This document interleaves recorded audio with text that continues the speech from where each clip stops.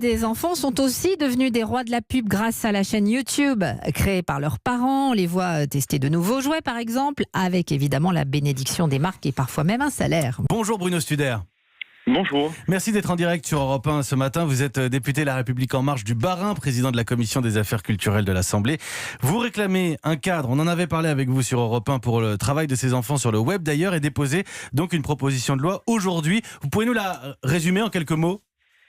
Alors en quelques mots, il s'agit donc de donner un cadre légal à l'activité de ces enfants qui font en fait ce qu'on appelle du téléachat, dans un vocabulaire qu'on connaît bien, c'est le téléachat du temps moderne. Donc il faut dans certains cas effectivement appliquer la protection qui s'applique aux enfants du spectacle, parce que ces enfants travaillent, ils obéissent à des consignes, ils ont un revenu.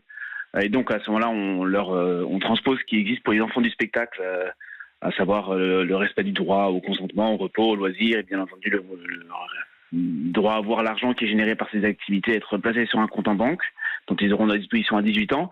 Et puis dans des cas où la situation de travail n'est pas forcément caractérisable, mais on ne peut pas dire qu'il s'agit non plus de loisirs, eh bien on adapte le régime des enfants du spectacle et puis on le rend opérant pour ces enfants-là. Alors vous parlez d'horaires, mais c'est des vidéos qui sont souvent tournées par les parents à la maison. Ça paraît quand même difficile à mettre en œuvre.